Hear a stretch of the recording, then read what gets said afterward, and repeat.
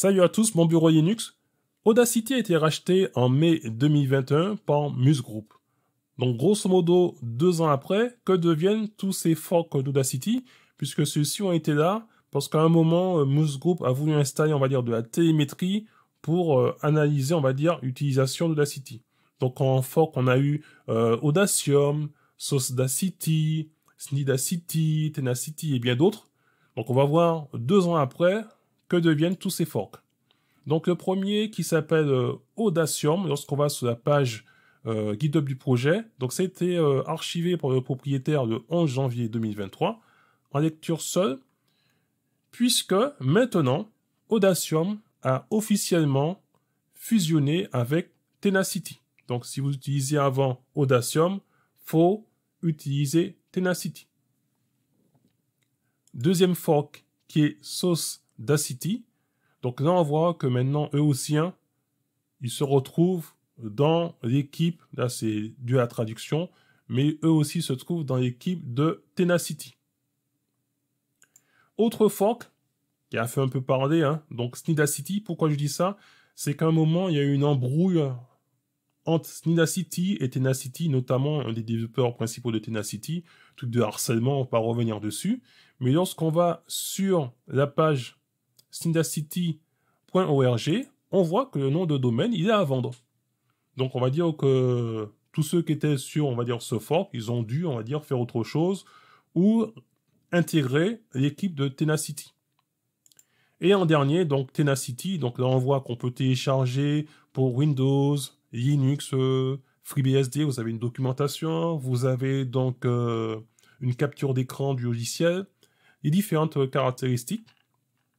Et on a donc la page de téléchargement, puisque cette version 1.3 bêta 2 est sortie il y a 3 mois, donc la dernière version de Tenacity.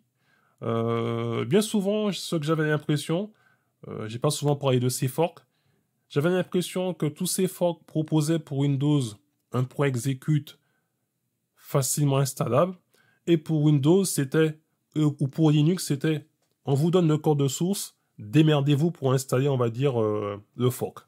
Maintenant, il commence à avoir des API images, ça commence à m'intéresser. Donc j'ai récupéré l'API image, faut rendre le fichier exécutable, et puis on va tester, on va dire, Tenacity, la version 1.3.0 bêta 2.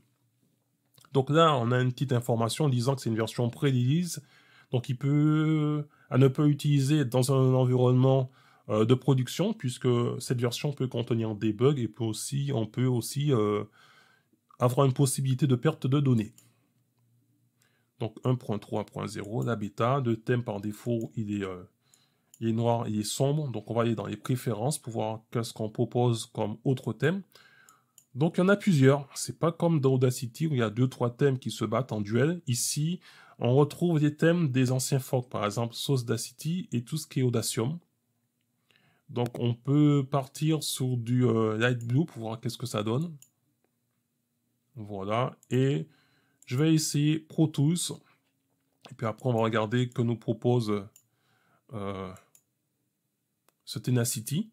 Donc voilà, donc là on est sur le thème Pro Tools et puis après on va retrouver Audacity qu'on connaissait d'avant. Alors moi, en passant sur les différents onglets des menus, là il y a quelque chose qui m'embête. Je ne veux pas passer de générer à effet à analyse dans ce sens, mais dans l'autre sens, je vais analyse effet et je vais dans générer. Donc c'est peut-être un bug, puisqu'à chaque fois ici, on sait qu'on se trouve dans transport, on sait qu'on se trouve dans l'onglet piste, on sait qu'on se trouve dans générer, mais là, j'aurais préféré qu'on retrouve quand même générer, et en dessous, après, ajouter, supprimer des greffons. Bon, on va tester ça. Donc ici, ce que j'aime bien, c'est comme Audacity avant, on fait un simple clic droit pour démarrer le monitoring sur les nouvelles versions d'Audacity. Il faut faire un clic droit, il faut démarrer le monitoring. Je préfère un simple clic gauche, c'est plus simple et plus rapide. Alors, testons un enregistrement. 1, 2, 3, 1, 2, 3, test de Tenacity. 1, 2, 3, 1, 2, 3, test de Tenacity. Je vais ajouter donc un effet compresseur. et on va écouter. 1, 2, 3, 1, 2, 3, test de Tenacity. 1, 2, 3, 1, 2, 3, test de Tenacity. Voilà, tout semble fonctionner. Maintenant, vous n'aurez pas, comme c'est une nouvelle version d'Audacity, des effets en temps réel. On voit que pour le taux du projet, dans les nouvelles versions, ça a changé de place.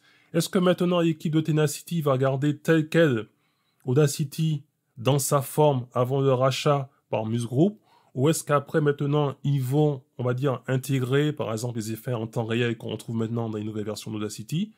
Seul l'avenir nous dira, et puis on voit que pour créer un fork d'Audacity, c'est pas toujours évident, et puis on voit qu'heureusement, bien, les anciens forks se sont regroupés autour de Tenacity pour qu'ils puissent avoir un seul. Là, on était sur une version bêta, donc une fois que la version finale, la version stable va arriver, eh ben, je vous referai, on va dire, une vidéo sur ce fork d'Audacity qu'est Tenacity. Je vous dis à très bientôt pour une prochaine vidéo, et en attendant, gardez la forme et la santé. Bye bye!